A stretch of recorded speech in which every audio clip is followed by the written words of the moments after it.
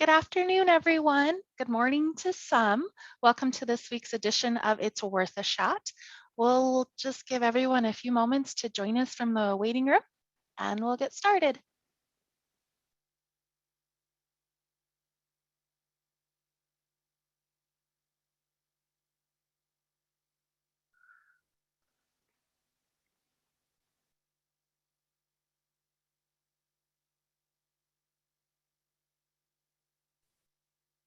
All right. Well, looks like a few people are trickling in from the waiting room still, but welcome everyone to this week's edition of It's Worth a Shot, hosted by Mountain Pacific Quality Health. Today is January 25th, 2023. My name is Jessie Kinsey, and I'm an account manager with Mountain Pacific. On this week's edition of It's Worth a Shot, we will be hosting a special guest speaker from Big Sky Care Connect. All right, next slide, please. As always, a special thank you to all our guest speakers and partners and attendees. The last 12 months have been a great success and definitely couldn't have done it without you. Next slide, please. As always, feel free to add your webinar topics and clinician ideas into chat, or as our presentation progresses, we always drop that evaluation link into the chat box. So feel free to take that post-presentation evaluation and put any ideas or comments into that as well. And we'll continue to meet every Wednesday through 2023. And with that, we have a polling question as always this week. Do you need COVID-19 education information in a language other than English?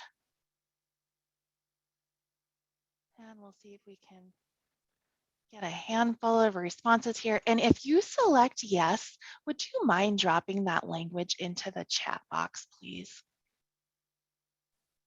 Again, polling question for this week. Do you need COVID-19 education or information in a language other than English? And if you select yes, if you wouldn't mind putting that into the chat box, that would be great. And we'll close the poll.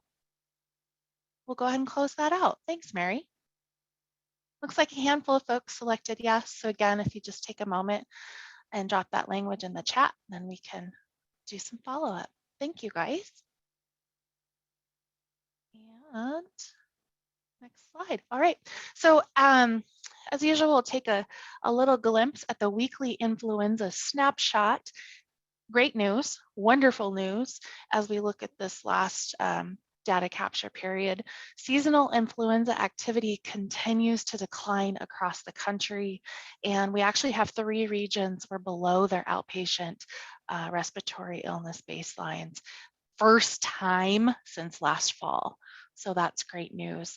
Of influenza A viruses being detected in subtype during this last period, still worth a note that about 81% were that H3N2 and 19% were influenza A, the A1N1. Unfortunately, 6 additional pediatric deaths this last reporting period. But overall, we are pleased to see a decline across the country. And the majority of the influenza viruses being tested are the same genetic subclade as and antigenically similar to the influenza viruses in this year's vaccine. So still showing that subtyping matching up with the influenza vaccine. So annual flu vaccine is the best way to protect against flu. So great news on that front. Next slide, please.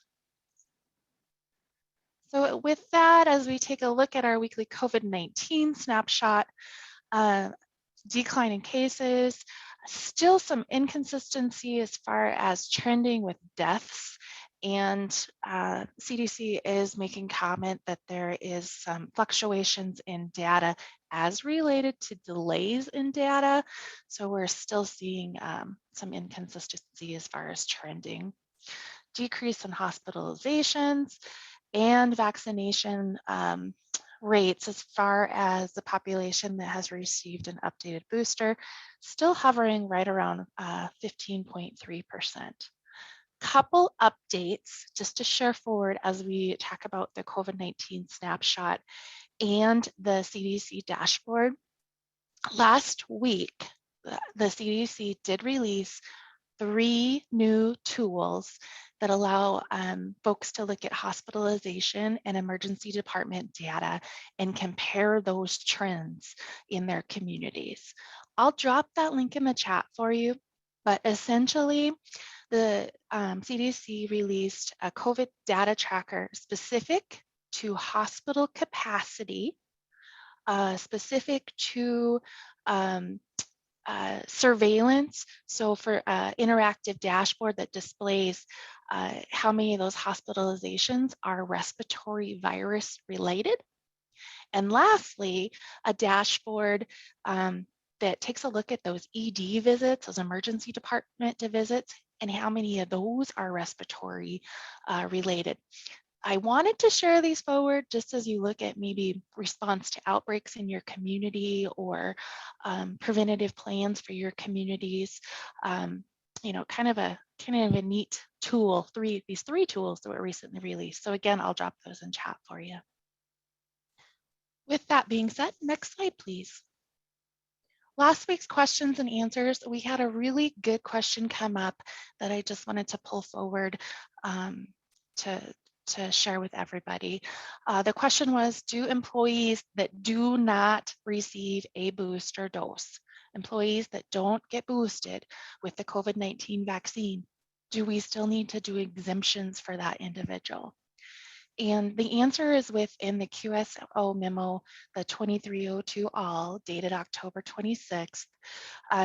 Within that policy and procedure of that QSO memo, it really references that facilities have to have a process for ensuring all staff have recently received a single dose or a first dose of multi-dose COVID-19 vaccines.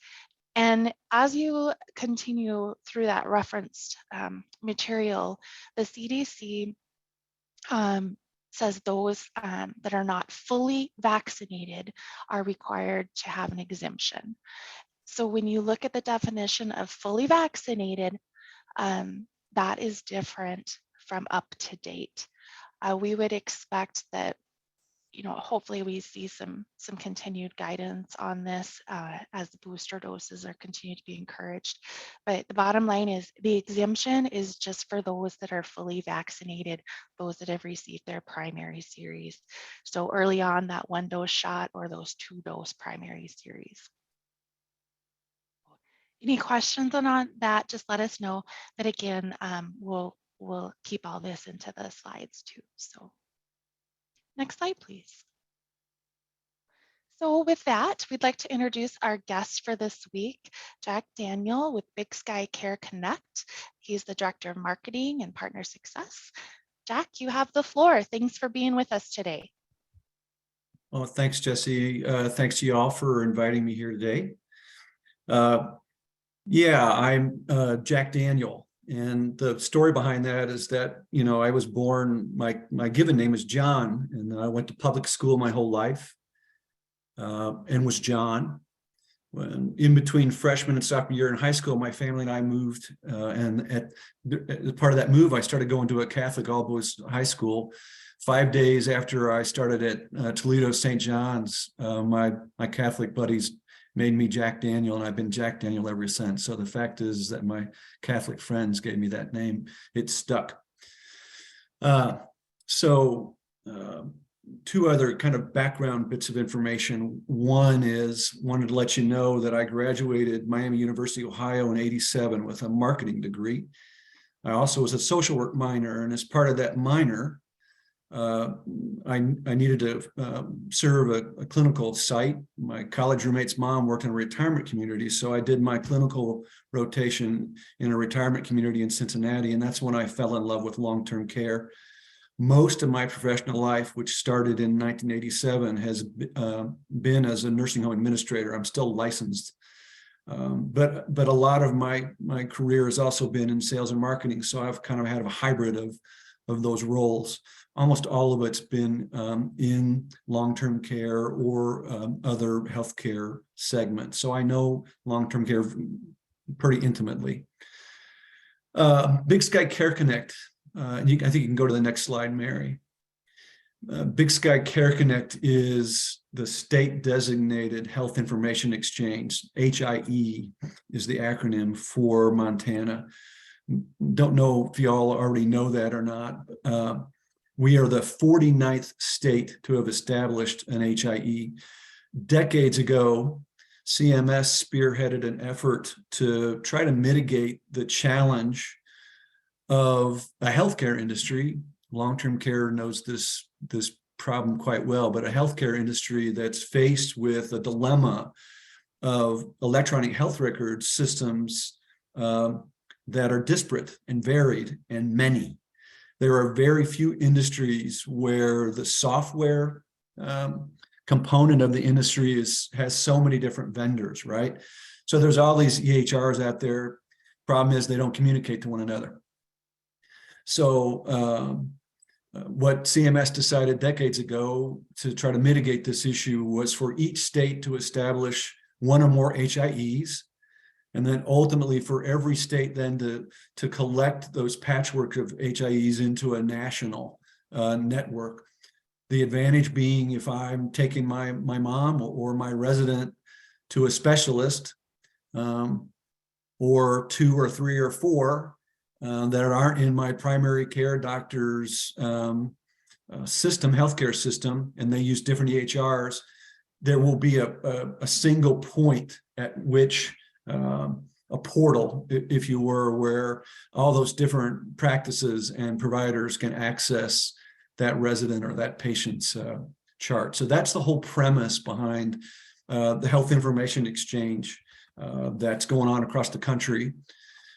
It started here about 10 or 12 years ago. There were several iterations prior to Big Sky Care Connect. They failed. The problem was mostly technological. Big Sky Care Connect finally got over that technological hurdle, and in 2018 we were established. We are not for profit. We don't have any connections to any entity in the state. No payer connections, no provider connections. We're neutral. We like to say we're Switzerland. We actually went live with the portal. The actual the technology was built and finalized in late 2019, and so we've been live for about 2 years. As this slide indicates, the signal link is what I'm going to refer to as a portal. The idea is that any provider in the state, healthcare provider that tracks information electronically, whether it's public health, long-term care, hospitals, primary care labs, et cetera, the end goal is for all of them to contribute data into the portal. And then ultimately, all those entities can then access information in that portal on patients. It's a process to build it, right? So we've been building it for 2 years, and over the course of the next 15 minutes or so, I'll give you an idea of how we've progressed. So next slide, Mary.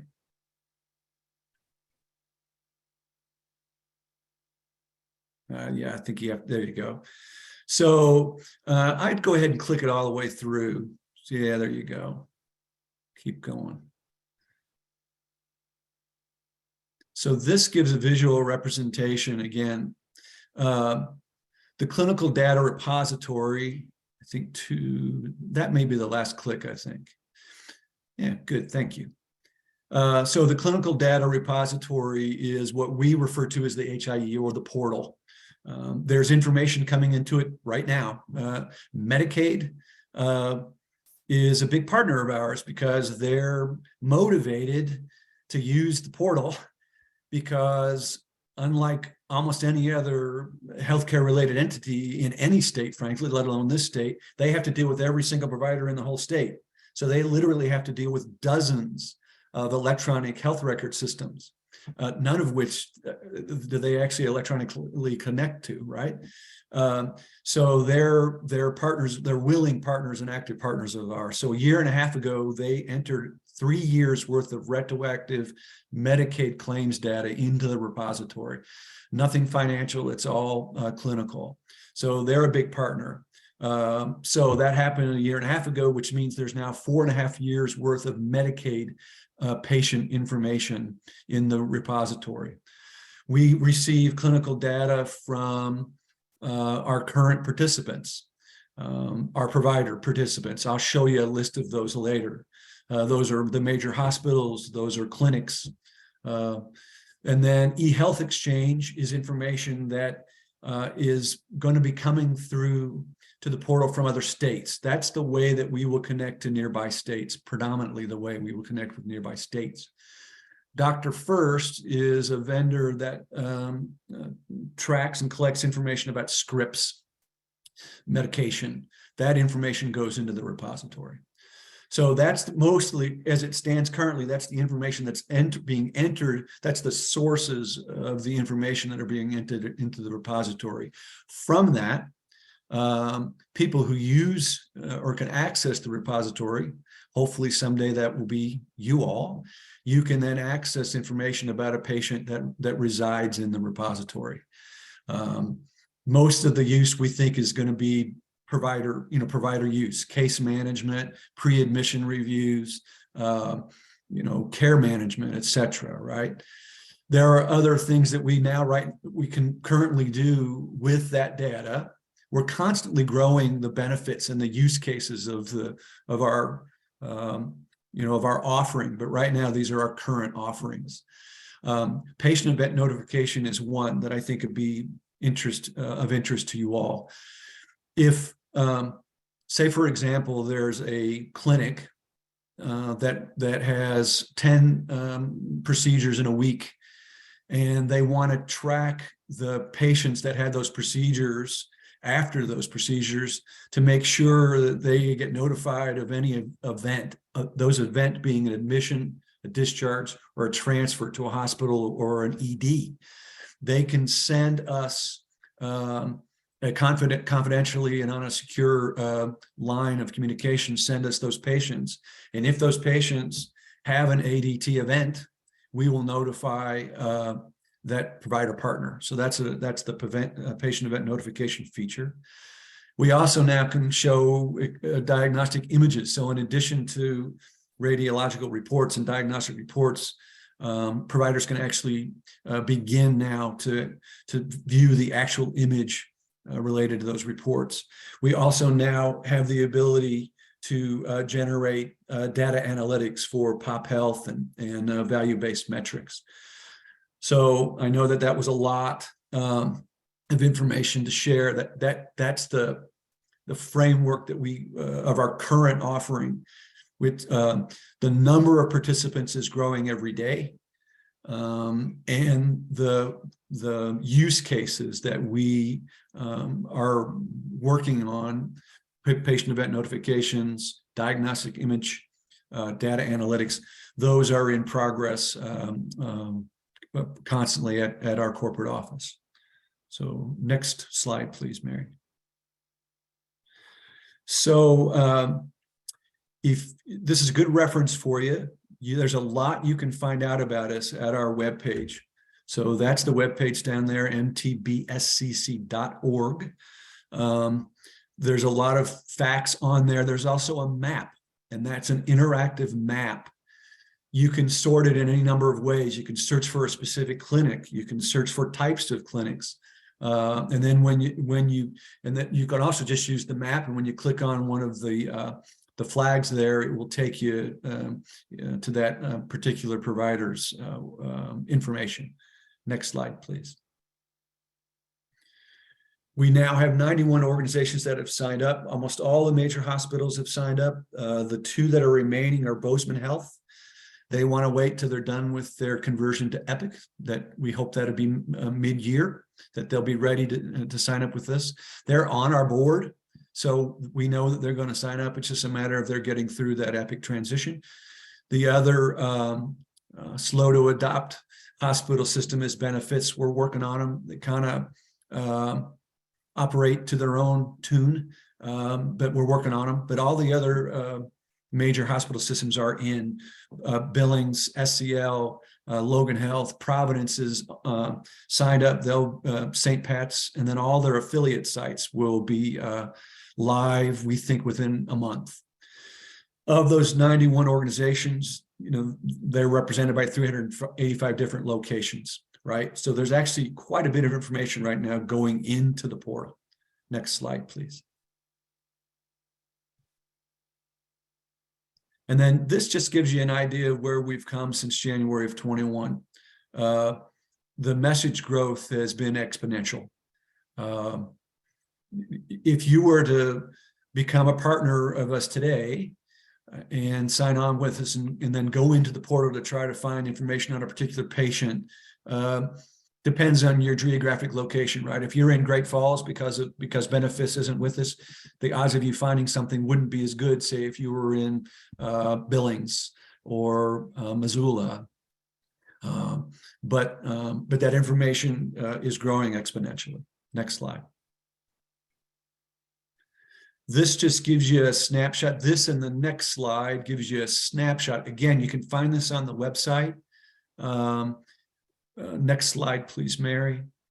Yeah, keep going. And then go to the next one. There's all the hospitals. This, I wanted you to see that there are some nursing homes that have signed up with us, right? Two other things that I want to say real quickly, and then we'll go to some questions. Specific to long-term care. Every provider pays a fee to us to help offset our costs for doing all of this work. We have real costs. We are supported by a little bit from the federal and state governments. A third of our support comes from provider fees, and then a third eventually will come from payers. We want their data as well. Again, it will only be claims data, not financial. So there are fees. Your fees are pretty nominal. I believe they are. You may think otherwise. I know how tight things are for you. Let's see. Your fees are, sorry, I had it right here. They're $680 a year. And for most people, for most providers, one of the biggest expenses is what their EHR vendor will charge them. Yeah, your charge is $672 a year per nursing home. So most providers have to pay their EHR vendor more fees for establishing the connection between that your EHR and the HIE, the portal. We have a special arrangement with Point Click Care. We're almost finished. The contract is literally down to the last 4 or 5 red lines that we're trying to work through. That should be done within, I'd say, 2 weeks. When that is done, if you're a Point Click Care customer, they'll just get permission from you to do this. Once you give them the green light, once you go into your Point Click Care software, you'll be able to click on a button once you're in there, and that button will take you to the HIE, will literally take you to the portal. You won't have to sign on separately. Your sign on into Point Click Care will allow you to then access the portal. So at no cost to you. So that's the deal that we've made with them. We got a little bit of grant money to help pay for that. We know that long-term care margins are abysmal. So we've worked really hard to try to make that cost zero for you.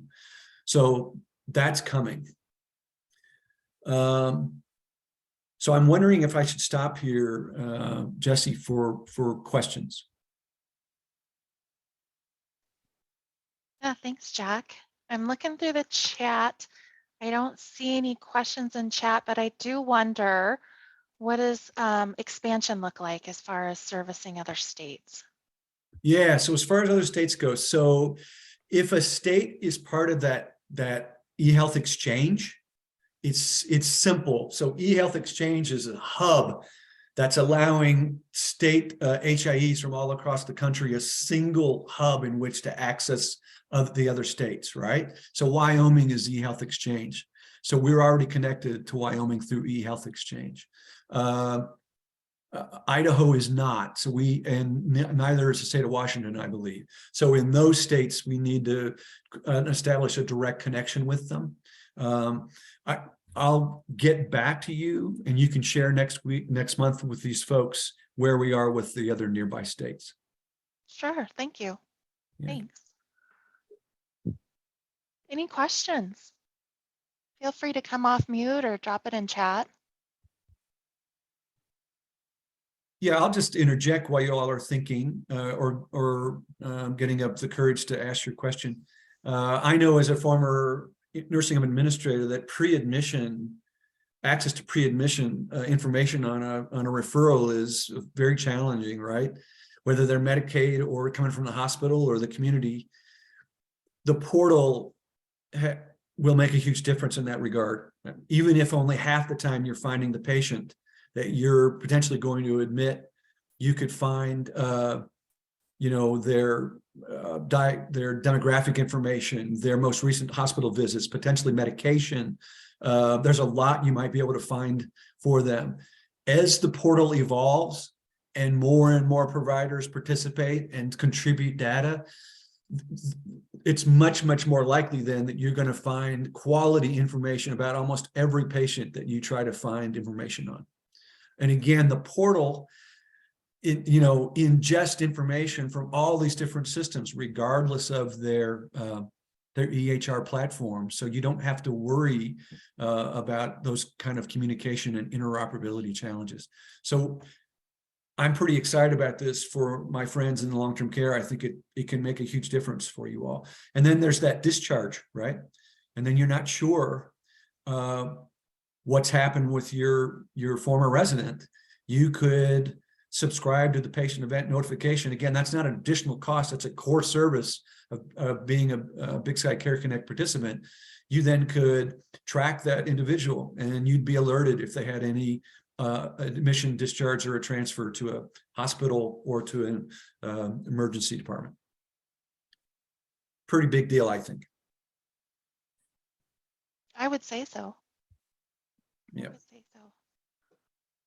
Thank you, Jack. Any questions? I could see a significant value as you look at transitions of care between these different entities and health settings. And I feel like, paper feels distant, but it doesn't feel distant. So this is such a step in the right direction. Yes. Yeah. It's and one of the advantages, everyone, I just put my email in the chat box for anyone who wants to email me offline. And then I just lost track of what I was saying. Shoot, before I put my name in there. It was about another, there's so many benefits. One of the benefits of our being one of the last states to adopt an HIE is that the vendors we've worked with to build it have worked with other states to build HIEs. So they all have experience. They've all been to the rodeo before. So our development of an HIE in Montana has happened more quickly because of that. And it's happened more efficiently and effectively. What we've built has had fewer hurdles than what most other states have dealt with. So we're in a pretty good position. Well, thank you, Jack, and thank you to everyone for joining us for this week's series. As always, this will be recorded and uploaded to our website and shared out next week. And if you think of anything, feel free to shoot us a message. And we're always grateful, and thank you again to everybody for attending today. Take care and be well. Bye now.